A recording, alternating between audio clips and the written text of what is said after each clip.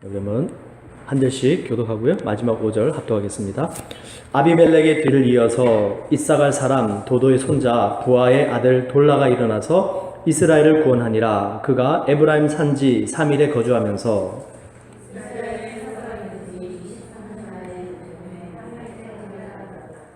그 후에 길르앗 사람 야일이 일어나서 22년 동안 이스라엘의 사사가 되니라.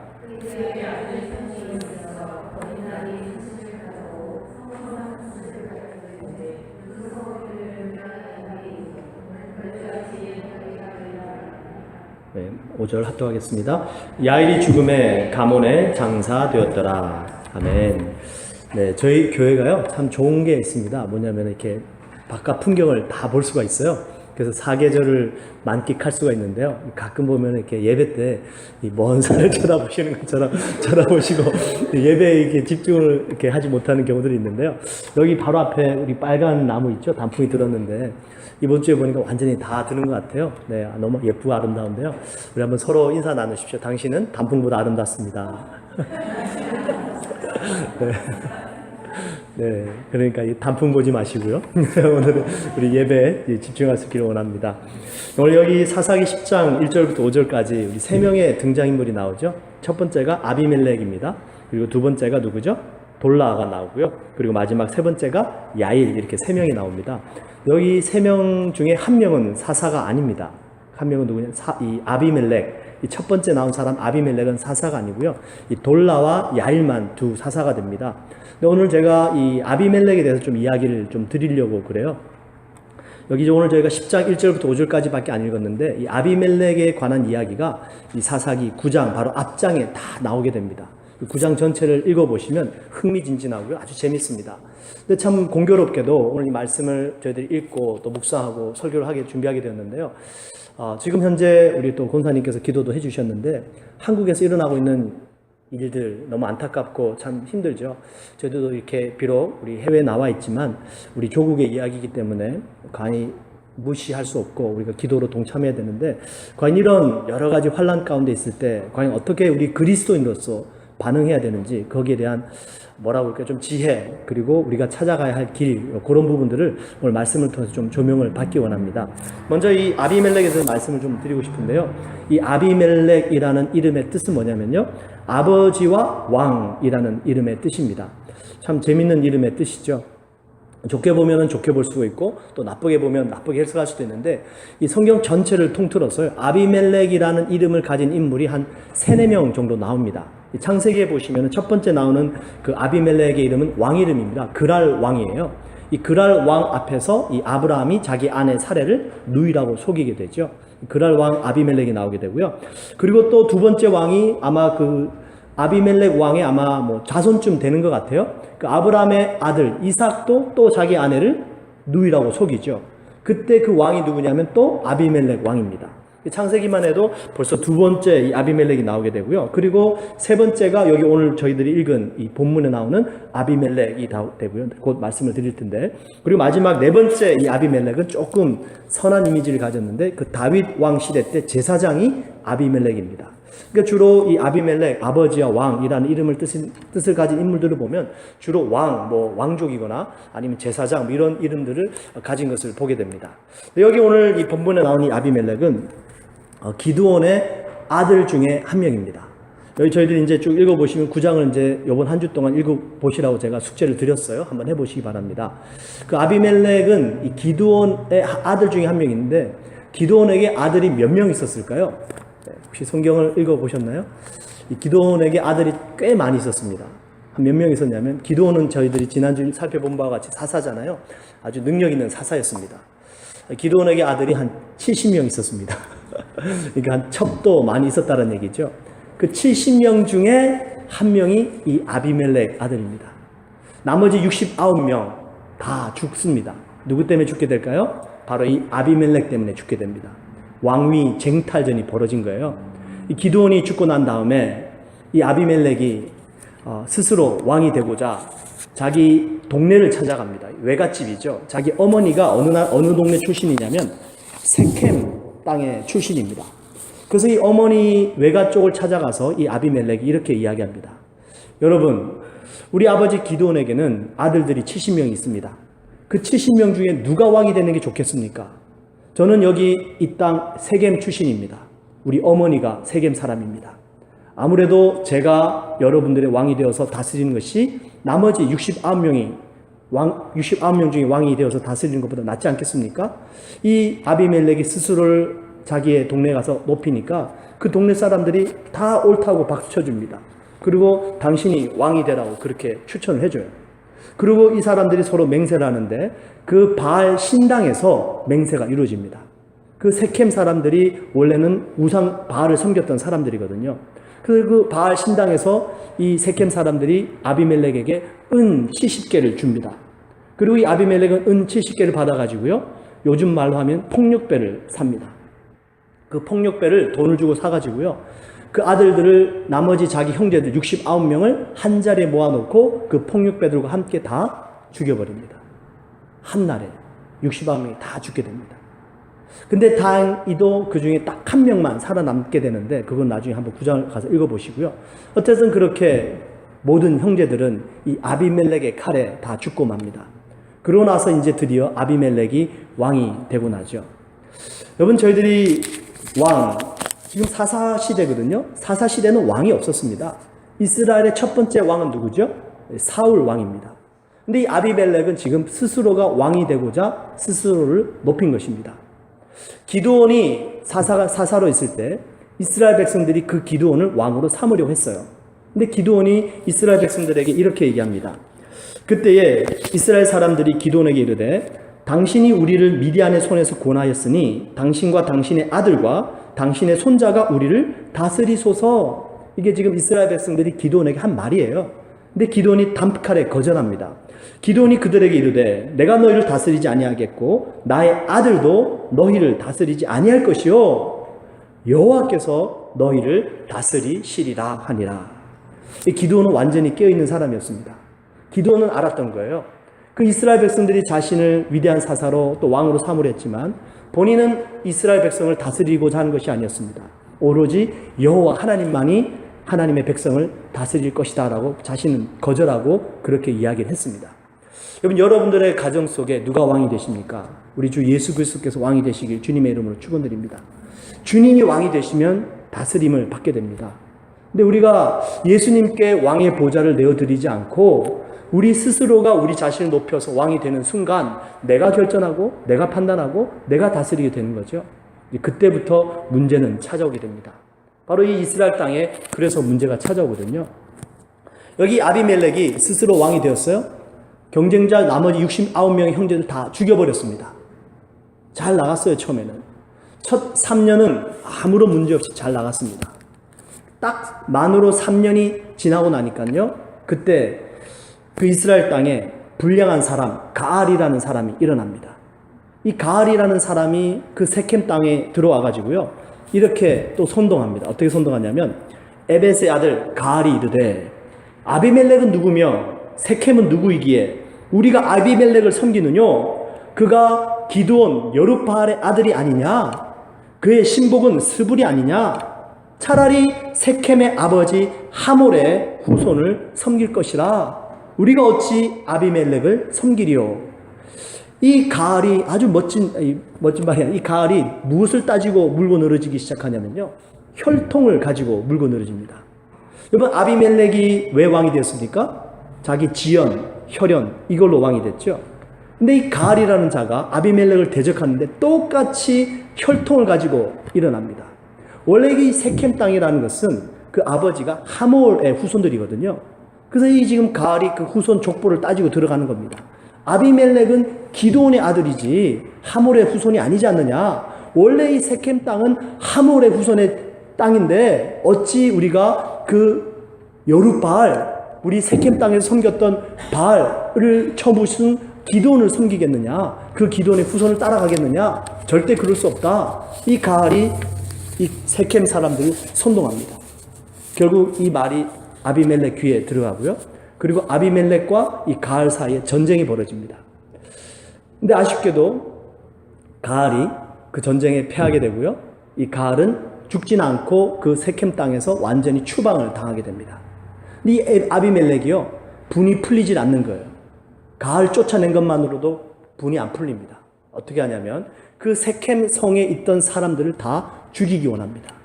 사람들이 성문 밖으로 나올 때를 틈을 타가지고요, 이 아비멜렉이 군대를 이끌고 쳐들어가가지고 그 성 사람들 다 죽여버리고요, 그 세켐 성을 다 허물어 버립니다. 그리고 그 성에다가 소금을 뿌려버려요. 혹시 여기서 우리 한국 사람들이 재수 없으면 소금 뿌리는 일이 나오지 않았나? 성경에 참 재밌는 이야기가 많아요. 이 성을 다 허물어 버리고 사람들 죽여버리고 소금을 뿌립니다. 그러고 나서 이것으로도 충족이 안 찹니다. 그 남은 자들이 도망가가지고요, 높은 전망대로 숨게 됩니다. 이 아비멜렉이 그들을 끝까지 쫓아갑니다. 그리고 그 망대에 불을 지피려고 망대 가까이 아래에서 섰을 때에 그 위에 있던 어떤 한 여인이 아비멜렉 머리 위에 맷돌을 떨어뜨려요. 그리고 이 아비멜렉이 그 맷돌의 머리를 맞아서 이제 완전히 뇌진탕이죠. 근데 완전히 죽진 않았습니다. 근데 너무 창피한 겁니다. 자기가 스스로 높여서 왕이 됐는데 그 여인의 맷돌에 맞아서 죽는다라는 게 비참해서 자기 옆에 있던 소년에게 자기 칼을 빼어들고 나를 죽이라라고 얘기를 하죠. 그리고 소년이 그 아비멜렉을 죽이면서 결국 모든 사건은 끝이 나게 됩니다. 최후의 비참한 죽음을 맞이하는 아비멜렉을 보게 되는데요. 오늘 여기 지금 이야기를 통해서 간단하게 세 가지 먼저 말씀을 좀 드리고 또 본론을 좀 들어가 볼게요. 저도 여기서 알 수 있는 세 가지 교훈, 첫 번째가 뭐죠? 혈연, 지연, 학연, 이런 거 정말 조심해야 됩니다. 여러분, 이것은 결코 하나님의 뜻이 아닙니다. 우리 여러분 아시죠? 예수님이 어느 동네 출신입니까? 갈릴리 나사렛 출신이죠. 예수님의 제자 중 한 명 나다나엘이 뭐라고 얘기를 합니까? 나사렛에서 무슨 선한 것이 나겠느냐, 그죠? 근데 그 나사렛 땅에서 예수 그리스도 메시아가 나왔다는 것입니다.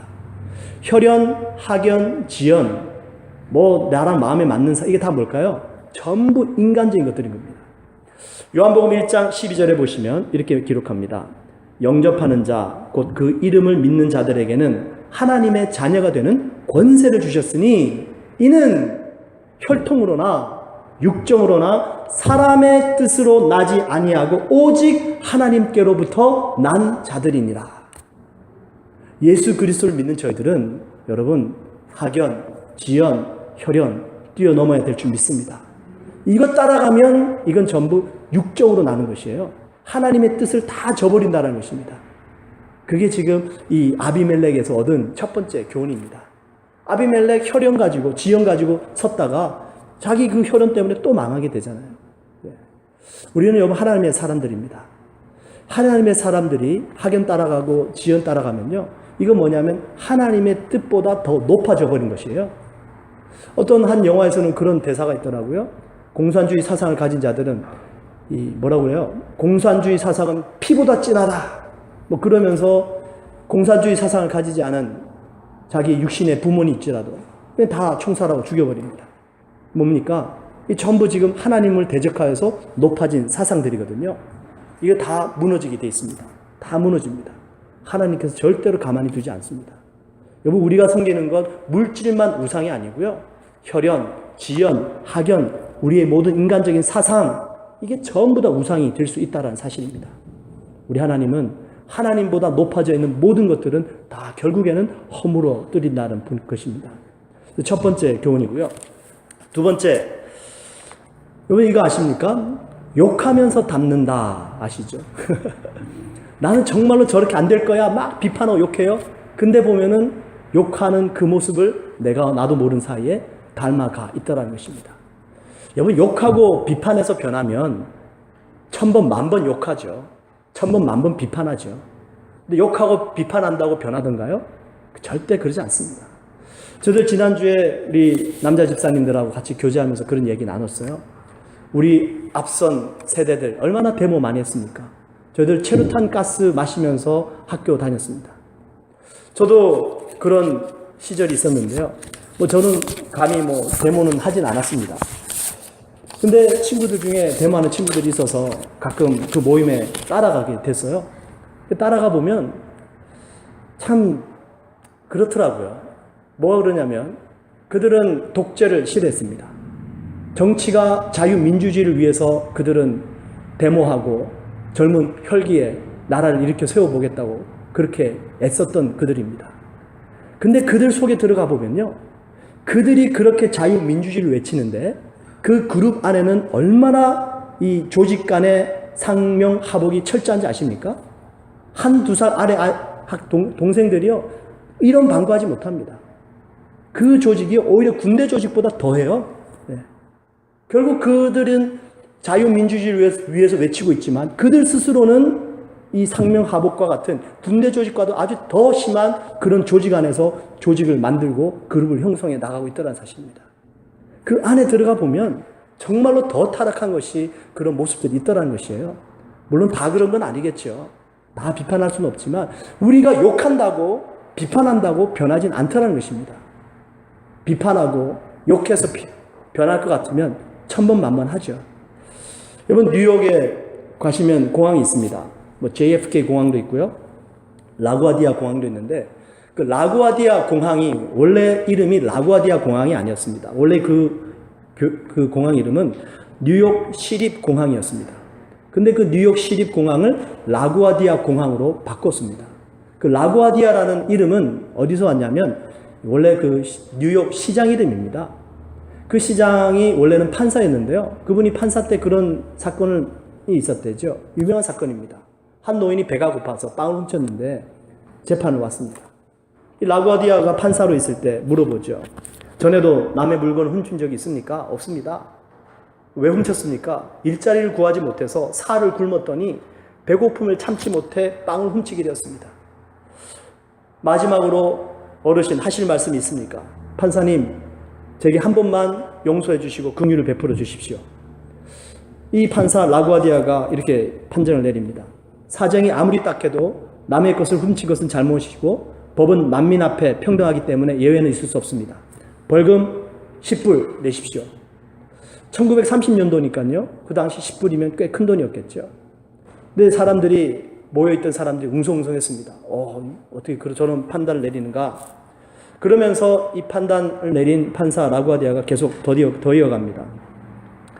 이 노인은 법정을 나가면 또 훔쳐야만 먹고 살 것입니다.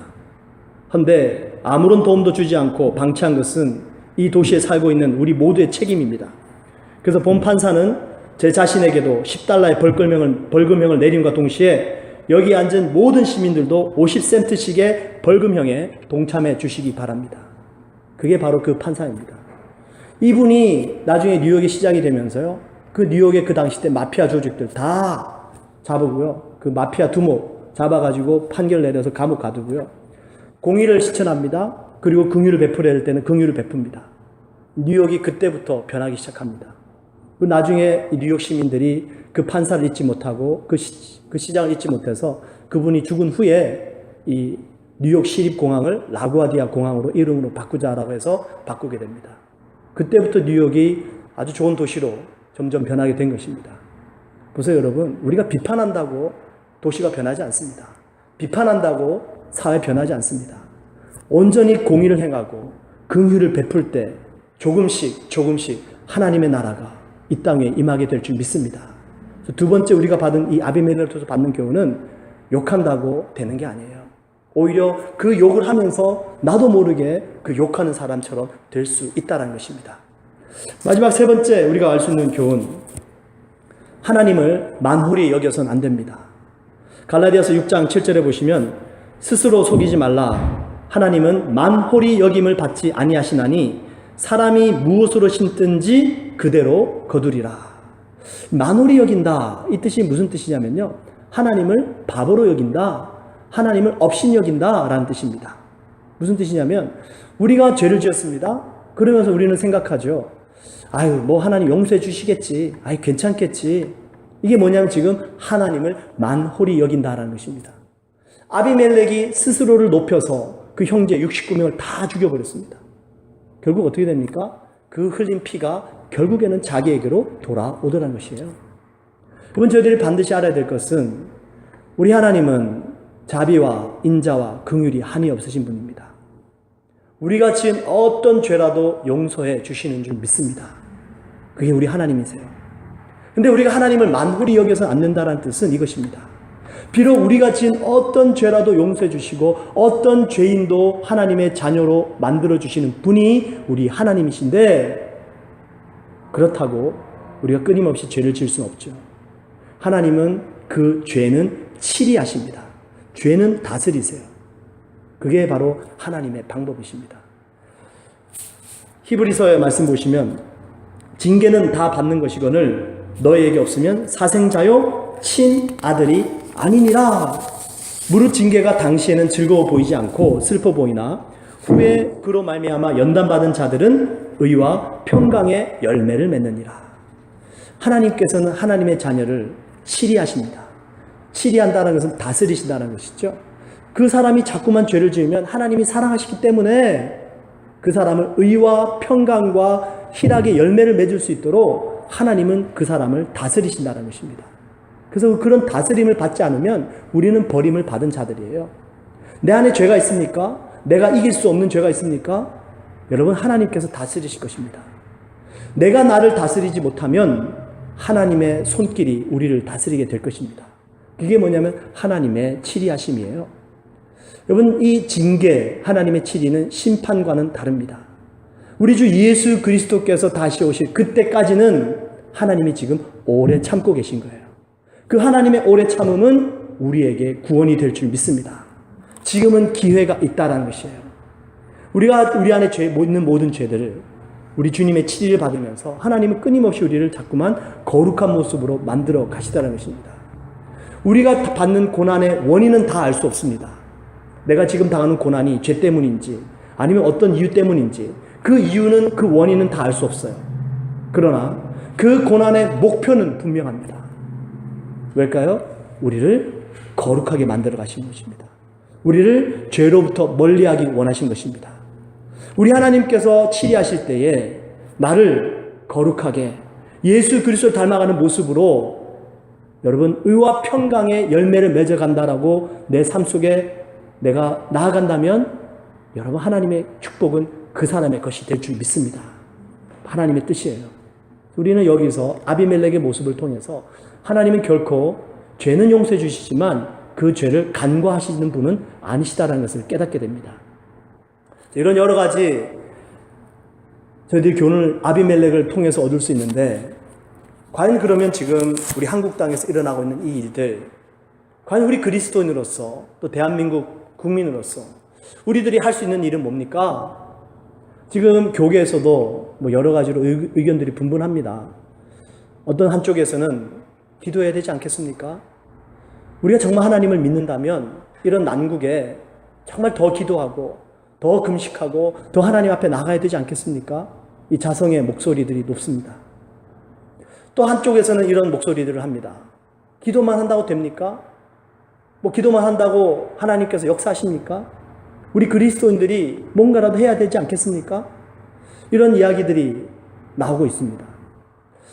과연 저희들이 기도만 한다고 되지 않고 또 기도한다고 무슨 일을 해야 되는가? 과연 뭘 해야 되는가?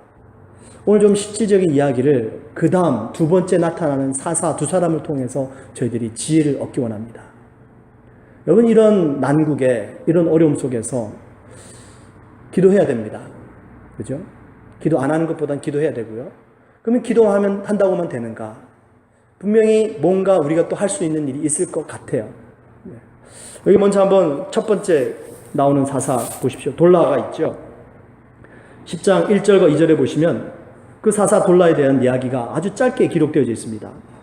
아비멜렉의 뒤를 이어서 이사갈 사람 도도의 손자 부하의 아들 돌라가 일어나서 이스라엘을 구원하니라. 그가 에브라임 산지 3일에 거주하면서 이스라엘의 사사가 된 지 23년 만에 죽음의 3일에 장사되었느니라.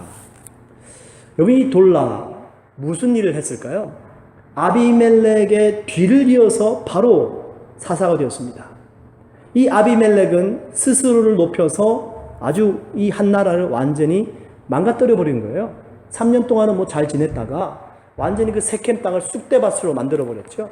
자기 형제도 다 죽여버렸습니다. 결국 자신도 하나님의 진노를 사서 심판을 받아 죽게 됩니다. 그 완전히 이 생각을 해보십시오. 이스라엘 땅이 지금 완전히 폐허가 된 상태예요. 죽은 사람이 여기저기 너부러져 있습니다.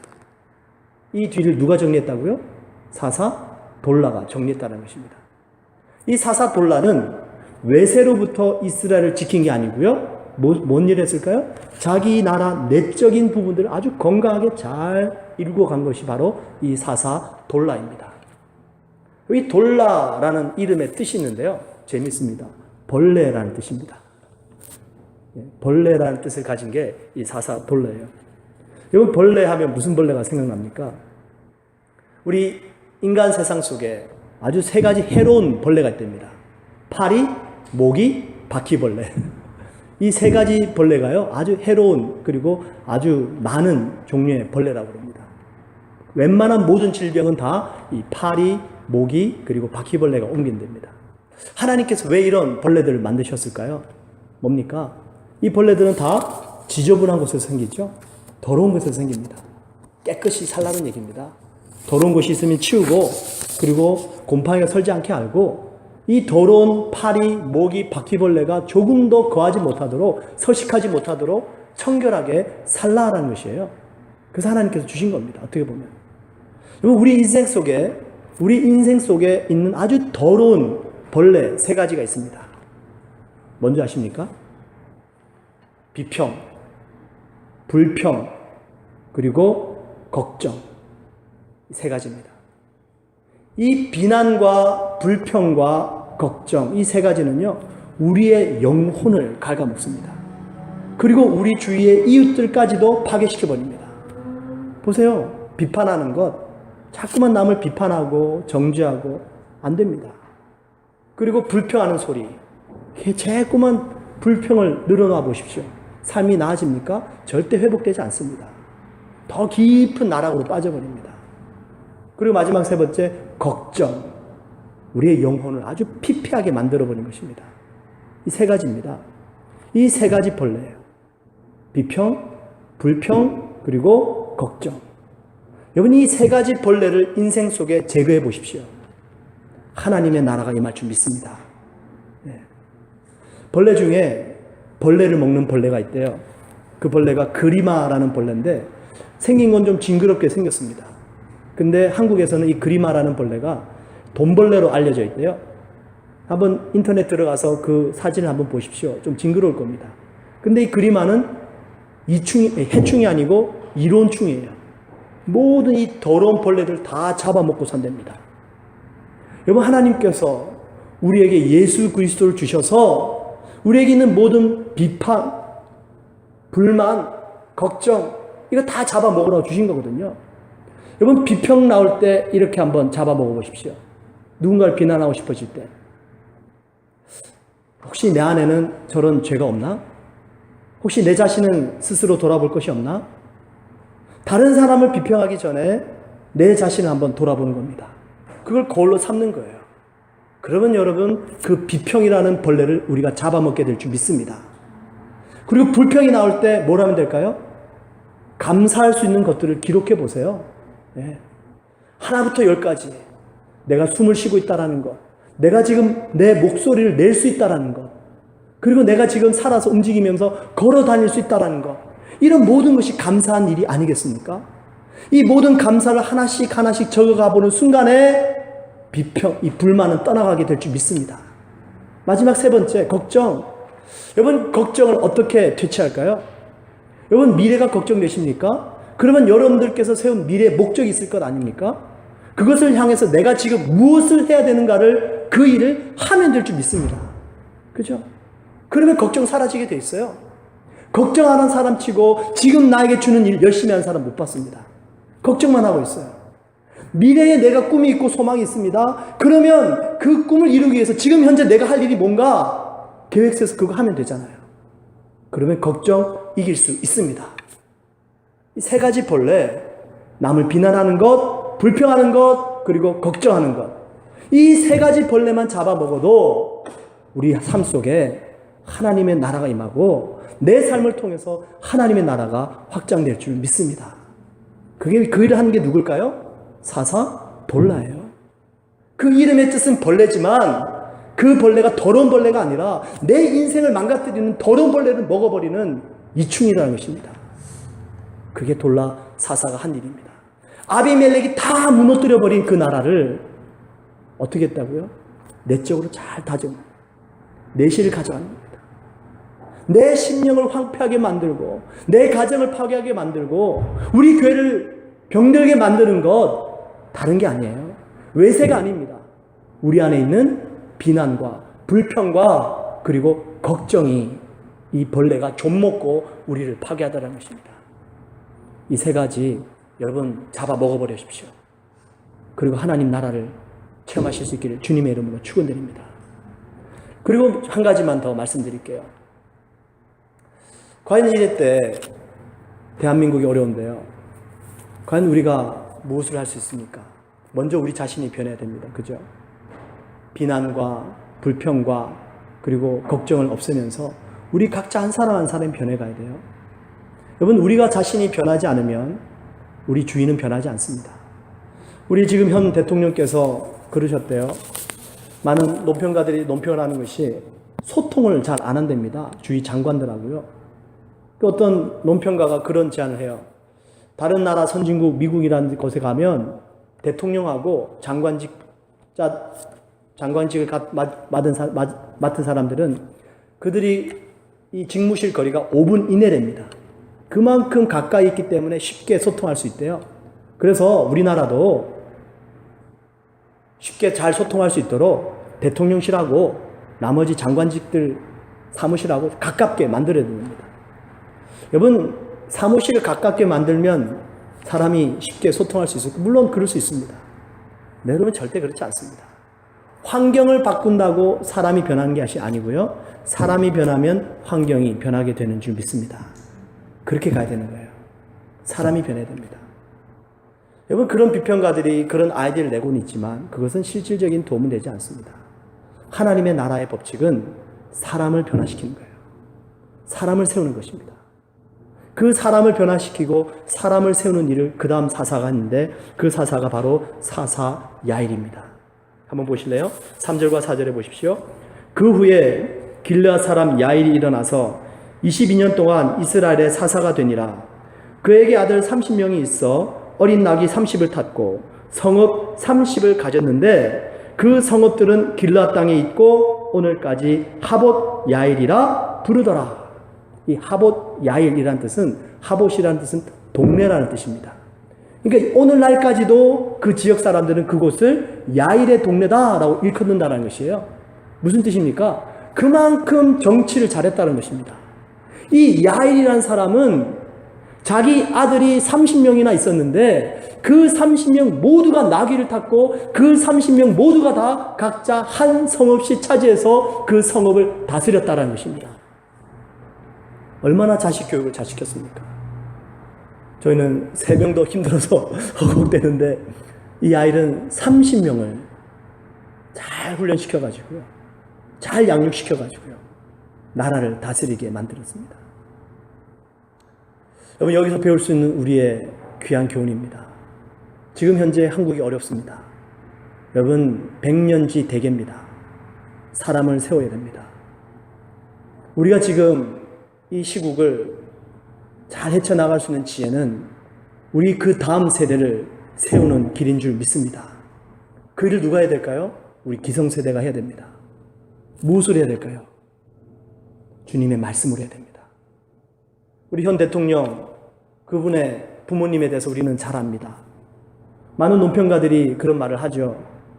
그분이 어렸을 때 정말 그런 큰 사고를 겪으면서 그렇게 부모님을 잃고 주위에 아무도 없었다는 것이죠. 근데 이분이 누구 말을 듣습니까? 그냥 자기 옆에서 가까이에서 자기 말 들어주고 서로 상의해줬던 그 사람의 말을 듣다 보니까 지금까지도 그런 삶을 살아왔던 것을 보게 됩니다. 여러분, 한번 생각을 해보십시오. 우리가 우리의 자녀들과 영원토록 함께 할 수 있습니까? 우리가 믿음의 후배들에게 우리가 할 수 있는 일이 뭐가 있습니까? 여러분, 하나님의 말씀을 심어줘야 됩니다. 우리가 그들은 지켜주지 못하지만 말씀이 그들을 지켜주게 될 줄 믿습니다. 사람을 변화시키는 일, 그것은 하나님의 말씀밖에 없습니다. 에베소서 6장 4절 잘 아시는 말씀이죠. 또 아비들아, 너희 자녀를 노엽게 하지 말고 오직 주의 교양과 훈계로 양육하라. 이게 무슨 뜻이냐면요, 우리 믿음의 후배들에게 이야기하고 우리 자녀들에게 이야기할 때 내 생각으로 얘기하라는 것이 아닙니다. 내 경험 가지고 얘기하라는 것이 아니에요. 칭찬할 일이 있습니까? 말씀을 통해서 칭찬하세요. 꾸중할 일이 있습니까? 말씀을 통해서 꾸중하라는 것입니다. 그러면 어떻게 될까요? 말씀을 통해서 칭찬하고 말씀을 통해서 꾸중했습니다. 그러면 그 믿음의 후배들이, 그 우리의 자녀들이 나중에 인생의 가치관의 기준이 뭐로 잡혀 있을까요? 하나님의 말씀이 기준이 되더라는 것입니다. 근데 말씀으로 칭찬하지 않아요. 말씀으로 훈계하지 않아요. 내 생각으로, 내 판단으로 훈계하고 칭찬하다 보니까 이들의 생각 속에 뭐가 박히냐면 세상의 가치관이 들어가더라는 것입니다. 정말 위험합니다. 아무리 좋은 것이라도요, 말씀으로 우리 자녀들 칭찬하시고 말씀으로 훈계하십시오. 그러면 나중에 자녀들이 자라면서 그 인생의 기준 속에 내가 말씀에 어긋났다면 잘못된 것이다, 내가 말씀을 지켰다라면 잘한 것이다, 그 기준이 자리 잡게 될 줄 믿습니다. 그게 바로 여러분, 지금 현재 우리 기성세대가 늦었지만 지금부터라도 해나가야 됩니다. 내년부터 지금 제자 훈련하려고 준비하고 있습니다. 많은 교재들이 있더라고요.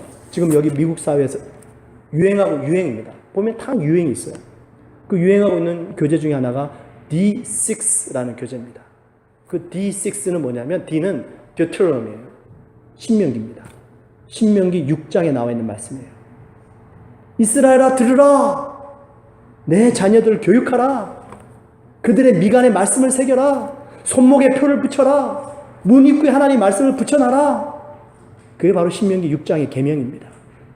그거 가지고요, 교회와 가정이 서로 연결되어져서 각 자녀들을 훈련하고 양육하고 하게 되어 있습니다. 그래서 제가 지난주부터 이번 주까지 계속해서 암송하라고 주보에 실지 않았습니다. 숙제가 뭐냐면 성경 읽고 가족과 나누세요. 성경 읽고 교우들과 나눠보세요. 여러분, 가정으로 돌아가셔서 지금 한국에 일어나고 있는 일들에 대해서 한번 자녀들에게 얘기를 해보십시오. 그리고 사사기 9장과 10장 읽으시고요, 한번 본인들의 얘기를 나눠보십시오. 하나님의 말씀이 그들을 지켜주게 될 줄 믿습니다. 우리가 믿음의 사람들을 훈련시키지 않으면 미래는 없습니다. 우리가 지금 아무리 비평하고 여러 가지로 데모를 하고 할지라도요, 미래를 위해서 투자하지 않는다면 여전히 똑같은 죄악은 반복될 수밖에 없다는 사실입니다. 이것이 바로 이 사사 돌라와 야이를 통해서 하나님께서 우리에게 주시는 교훈인 줄 저는 믿습니다. 돌라는 내실을 잘 다졌습니다. 자기 인생 속에, 그 나라 속에 있는 모든 벌레들을 다 잡아먹어버렸어요. 어떠한 벌레도 기생하지 못하도록 비난, 불평, 걱정 다 몰아내버리고, 그리고 이 야일은 자기의 자녀들을 하나님의 말씀과 하나님의 훈계와 교육으로 잘 양육시켜서 그들이 그 나라를 다스렸는데, 얼마나 잘 다스렸는지 오늘날까지도 하봇 야일의 동네다라고 얘기를 합니다. 여러분, 예수님을 따르면 무슨 일이 벌어질까요? 예수님께서 제자들에게 말씀하시죠. 나를 따르노라, 내가 너희를, 그 다음 뭡니까? 사람 낚는 어부가 되게 하리라. 예수님을 따르는 사람의 열매입니다. 내가 과연 지금 예수를 따라가고 있는가? 과연 나를 통해서 누군가 하나님을 만나고 주를 따라가고 있는가? 그것이 여러분 우리의 열매입니다. 그것이 우리의 미래를 예비하게 될 것입니다.